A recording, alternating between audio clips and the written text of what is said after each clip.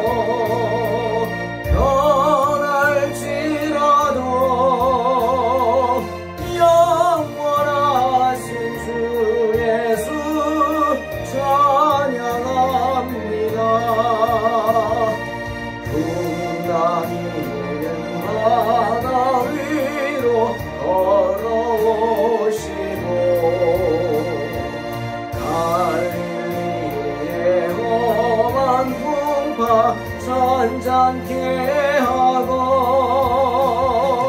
겟세마네 동산에서 우리 위하여 눈물 짓고 기도하신 고난의 주님, 어저께나 오늘이나 영원무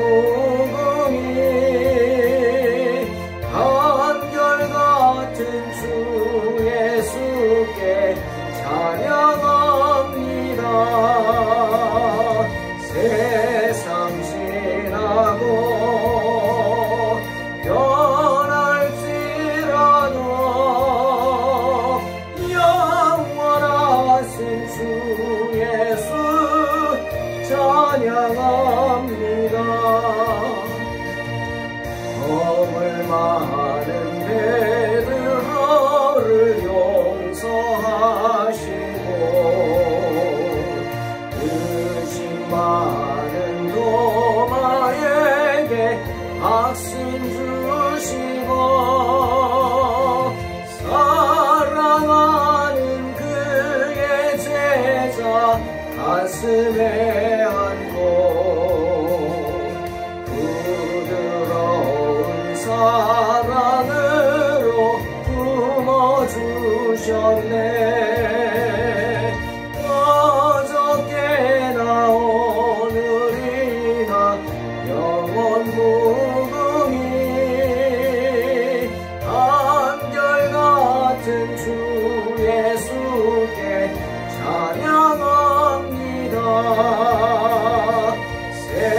세상 지나고 변할지라도 영원하신 주 예수 찬양합니다. 엠마오로 행하시던 주님 오늘도 한결같이 우리 곁에 함께 계시고 우리들을 영접하러 다시 오실 때 변함없는 영광의 주 신이 되오리. 어저께나 오늘이나 영원 무궁히 한결같은 주 예수께 찬양합니다. 세상 지나고 변할지라도 영원하신 주 예수 찬양합니다.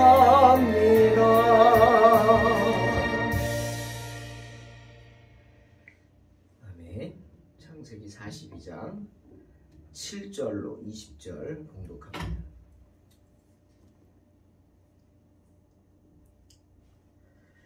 요셉이 보고 형들인 줄 아나 모른 채 하고 엄한 소리로 그들에게 말하여 이르되 너희가 어디서 왔느냐? 그들이 이르되 곡물을 사려고 가나안에서 왔나이다.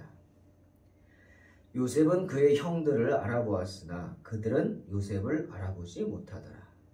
요셉이 그들에게 대하여 꾼 꿈을 생각하고 그들에게 이르되 너희는 정탐꾼들이라 이 나라의 틈을 엿보려고 왔느니라. 그들이 그에게 이르되 내 주여 아니니이다. 당신의 종들은 곡물을 사러 왔나이다. 우리는 다 한 사람의 아들들로서 확실한 자들이니 당신의 종들은 정탐꾼이 아니니이다. 요셉이 그들에게 이르되 아니라 너희가 이 나라의 틈을 엿보러 왔느니라. 그들이 이르되 당신의 종 우리들은 12형제로서 가나안 땅 한 사람의 아들들이라.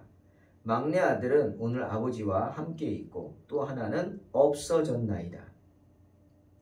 요셉이 그들에게 이르되 내가 너희에게 이르기를 너희는 정탐꾼들이라 한 말이 이것이니라. 너희는 이같이 하여 너희 진실함을 증명할 것이라. 바로의 생명으로 맹세하노니 너희 막내 아우가 여기 오지 아니하면 너희가 여기서 나가지 못하리라. 너희 중 하나를 보내어 너희 아우를 데려오게 하고 너희는 갇혀 있으라. 내가 너희 말을 시험하여 너희 중에 진실이 있는지 보리라. 바로의 생명으로 맹세하노니 그리하지 아니하면 너희는 과연 정탐꾼이니라 하고 그들을 다 함께 3일을 가두었더라.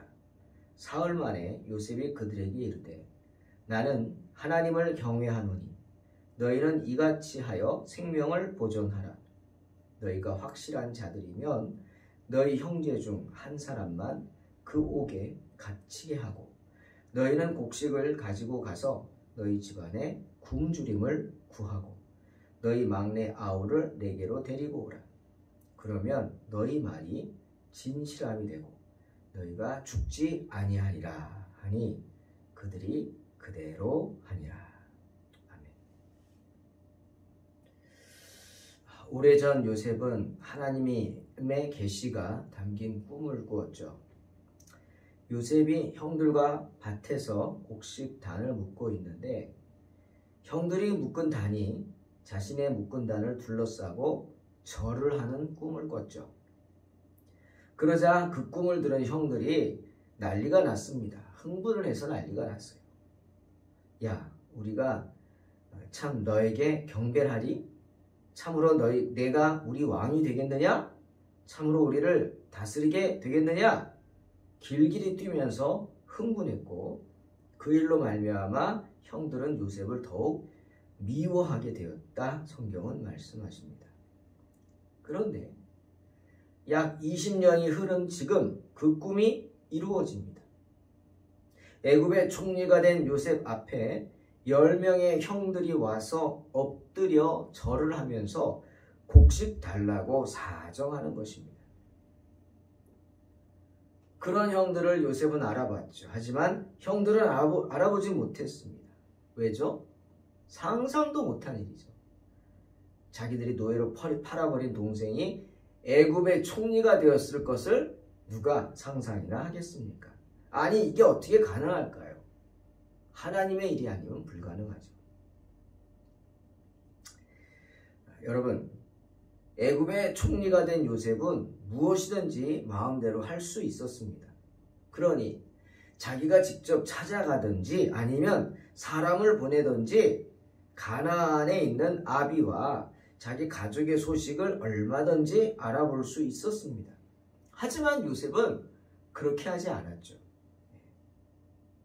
왜일까요? 이상하지 않습니까? 설마 이제 자기는 부귀 영화를 누리니까 과거 따위는 끊고 새롭게 시작하겠다? 아비나 가족들은 다 잊어버리고 안중에도 없고 그랬을까요? 만약 그렇다면 그렇게 걱정한 막내 동생 베냐민이라도 부르지 그랬나 싶지 않습니까? 오늘 보니까 요셉은 동생 베냐민의 생사조차 몰랐습니다. 때문에 베냐민이 함께 오지 않은 걸 보고 깜짝 놀라서 혹시 이 사람들이 자기를 죽이려고 한 것처럼 베냐민도 그래서 죽이지는 않았나? 깜짝 놀라서 어디 있냐고, 동생 어디 있냐고 물은 것입니다.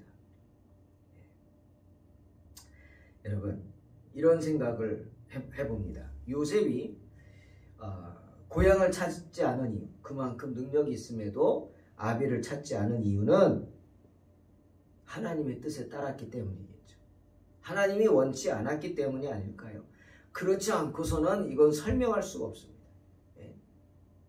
사람 보내는 게 뭐가 어렵습니까?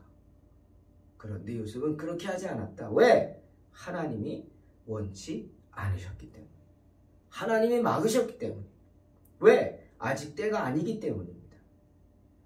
하나님이 계획하신 야곱과 그의 가족과의 상봉의 시간, 하나님이 계획하신 그 뜻, 목적이 성취될 때까지 기다리게 하신 거예요. 언제예요?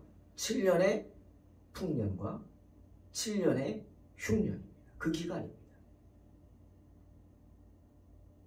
이것뿐이 아니겠죠.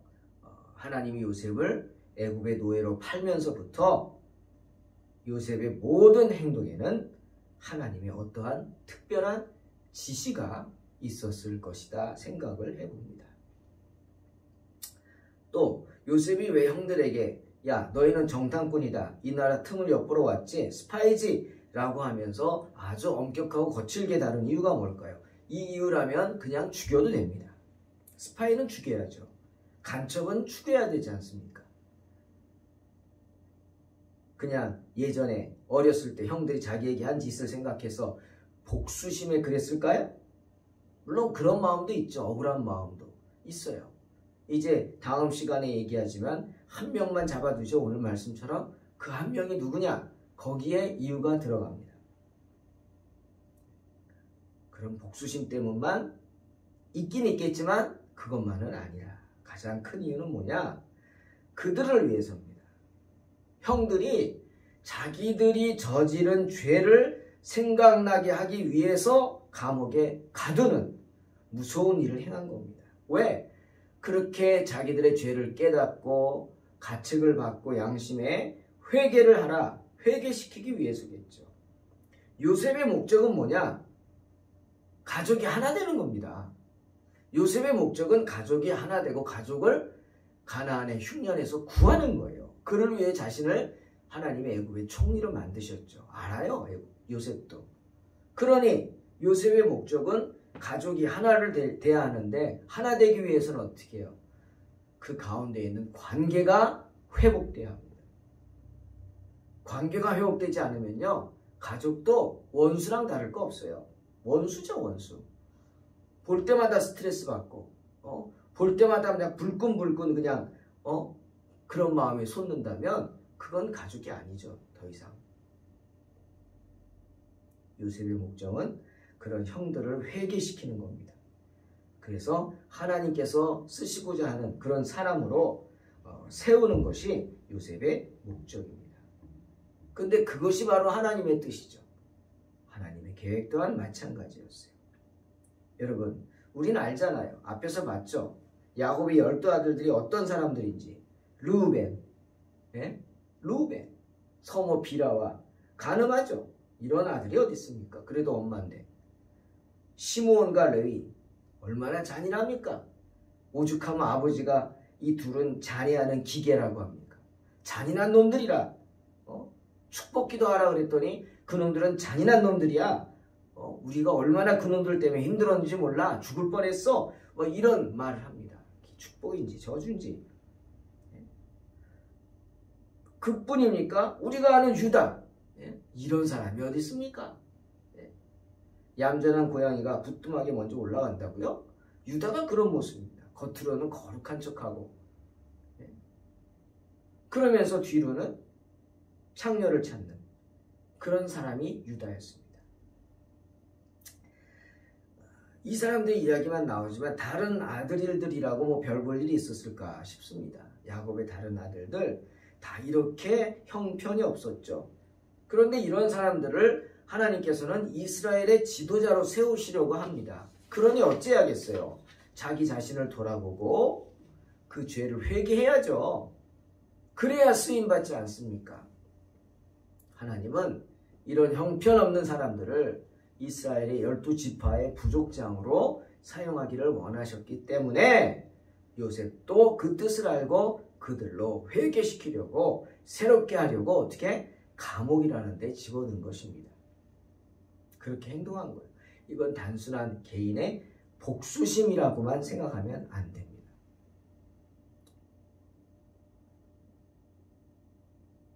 그런데 이제 성경을 보니까 지금의 형들의 모습은 태도는 많이 변해 있었어요. 여러분 애굽의 총리가 물을 때 가족을 물을 때 일반적인 사람들 같으면은 우리가 11형제입니다. 그럴 거예요.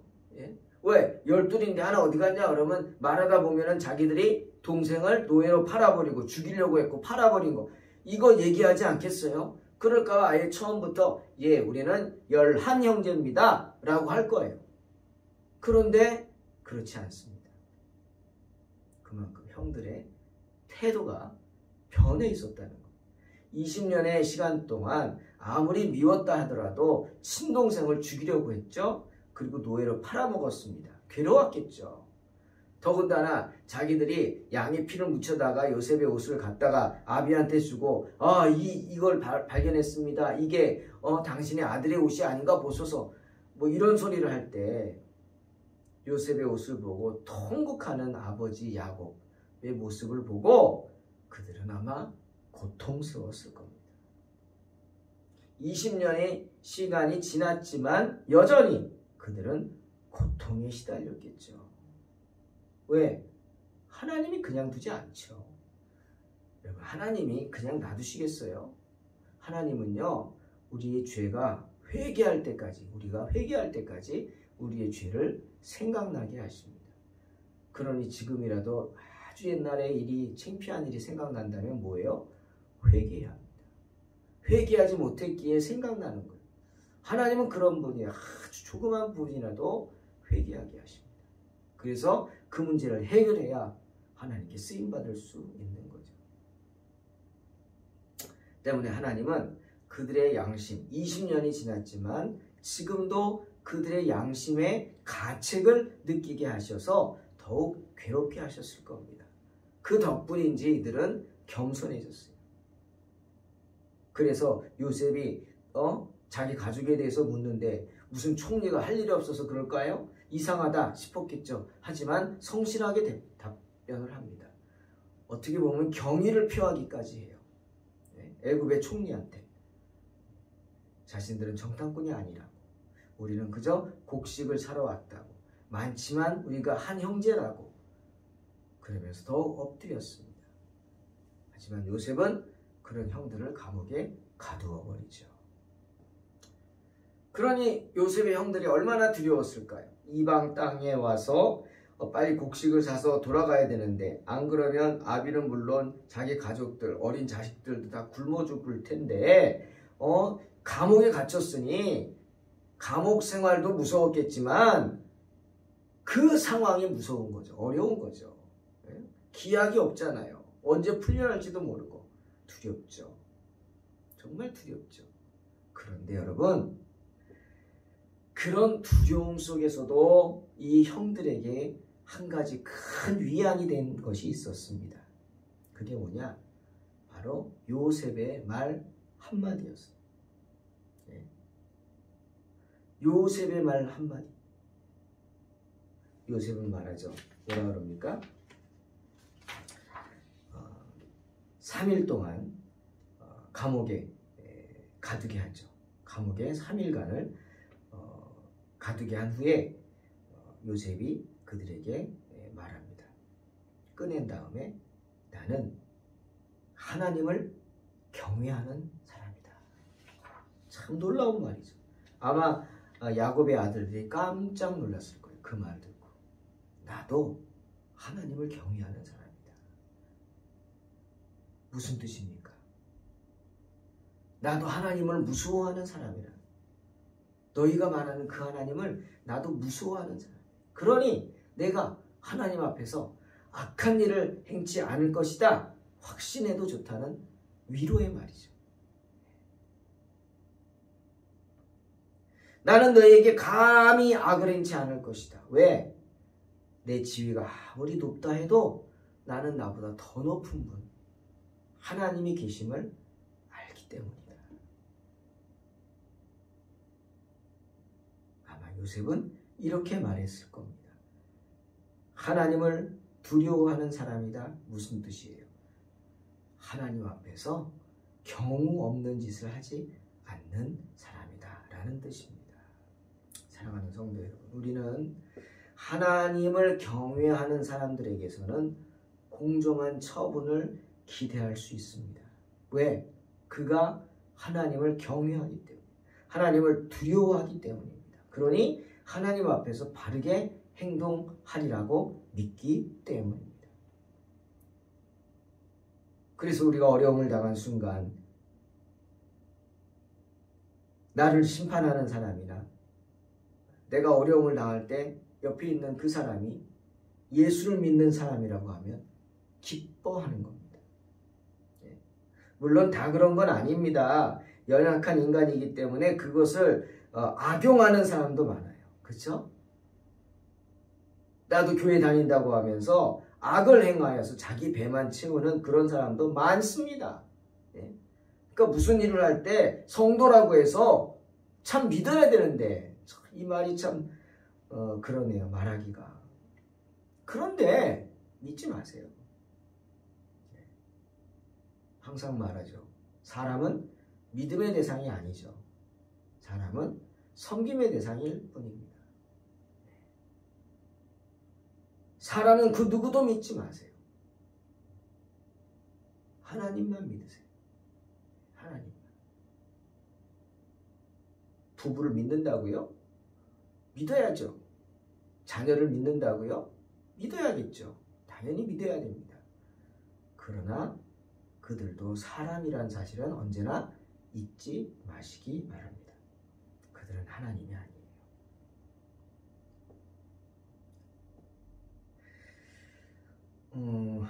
그래서 주님이 알곡 성도가 있는가 하면 가라지가 있다라고 말하는 겁니다.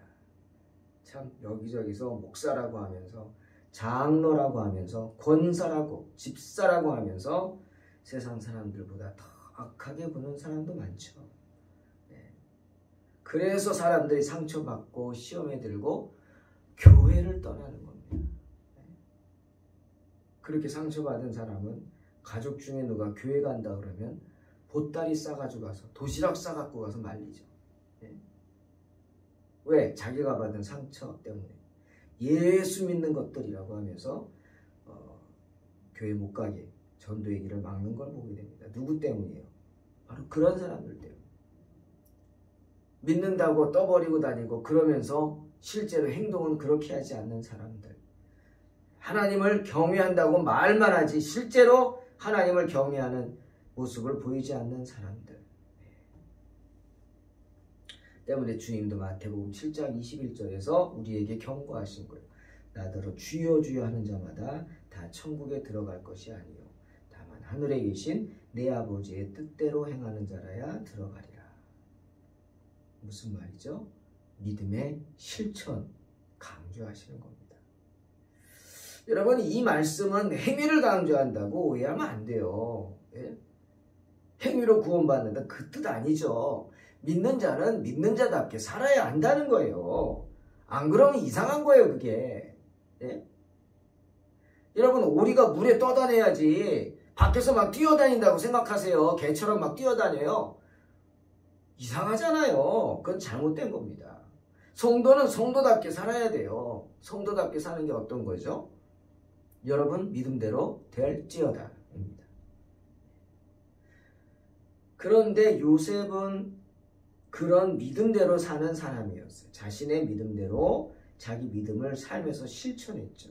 여호와를 경외했어요. 그래서 형들한테 형이지 모르죠. 그 사람들은 나는 여호와를 경외하는 사람이다. 당당하게 말할 수 있었던 겁니다.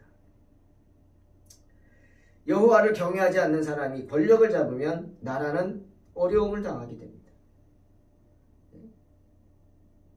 그런 사람에게 빌붙어서 권력을 나누어 갖겠다고 어리석고 비열하게 행동하는 사람들이 달라붙기 때문에 나라는 더 어려워지는 거예요. 요즘 나라의 모습을 보십시오. 이제 선거철에 주변에 다 그런 사람들 뿐이라고 참 답답하지 않습니까? 정말 지도자라면 그런 어리석은 사람들, 비열한 사람들을 내칠 수 있는 분별력을 가져야 될 것입니다. 때문에 우리는 항상 지도자를 위해서 기도해야 합니다. 우리가 신앙생활을 잘할 수 있기 위해서이기도 하고 전도의 일이 막히지 않기 위해서. 코로나 때문에 교회들을 얼마나 예배드리지 못하게 하고 무슨 교회가 코로나 소굴처럼 비공식적으로 코로나 기간 2년 동안에 많게는 40,000개에서 적게는 6,000개의 교회가 문을 닫거나 닫을 형편에 놓여 있다라고 합니다. 같이 상생할 수는 없었나요? 그렇게 화살을 꼭 교회에다 돌려서 교회를 핍박해야만 자기들이 살아남았을까요? 하나님이 아실 것입니다. 여호와를 경외하며 신실한 요셉, 이제 형들에게 합리적인 제안을 하죠. 너희 중 한 사람만 옥에 갇혀라. 좀 전에 그전에는 한 사람만 갔다 오고 다 갇혀 있어라 그랬는데 이제는 합리적으로 한 사람만 갇히고 나머지는 곡식을 갖고 가서 너희 집안 사람들을 살리라, 가족을 살리라 그럽니다. 정말 합리적이죠. 그 형들이 마음에 막 불안했던 거 아닙니까? 때문에 그 말을 듣고 다들 동의하지 않습니까? 그리고 가서 막내를 데리고 와라. 그 한 사람, 10명 중 그 한 사람이 감옥에 갇혀 있어야 합니다. 여러분은 어떤 사람을 가둬놓겠어요? 예? 누가 그럴 거예요? 제일 믿음 좋은 사람을 가둬놓겠습니다. 여러분 그렇게 생각하세요? 10명 중에 가장 믿음 좋은 사람이 갇혀 있을까요? 누가 믿음이 좋을까? 잘 모르겠는데요. 아닙니다, 여러분. 상식적으로 생각해 보세요. 10명 중 1명을 잡아놓는다. 누굴 잡아놓겠어요? 상식적으로 그냥 생각합니다. 제일 거친 사람 잡아놓겠죠. 그렇지 않을까요? 가다가 제일 해코지할 사람, 풀어주면 해코지할 사람. 그렇죠? 가다가 다른 무리들을 충동해가지고 거역하게 하는 사람. 뭐 이런 사람들. 요 주위 인물을 가둬놓지 않겠습니까? 요 주위 인물이 믿음 좋은 사람은 아니겠죠. 누가 갇혔는지는 다음 시간에 함께 하겠습니다. 우리는 언제나 주님을 경외하는 사람이 됩니다. 하나님을 경외한다. 말로만 하는 게 아니라 우리 행동 또한 주님을 경외하는 복된 성도가 되시기를 주의 이름으로 축원합니다. 기도하겠습니다. 하나님 감사합니다. 여러 가지 어려운 형편과 처지 속에서 오늘도 주님을 찬양하며 주님 앞에 나왔습니다. 주여, 우리를 붙잡아 주시고 언제나 주님 은혜 가운데 거할 수 있도록 축복하여 주시옵소서.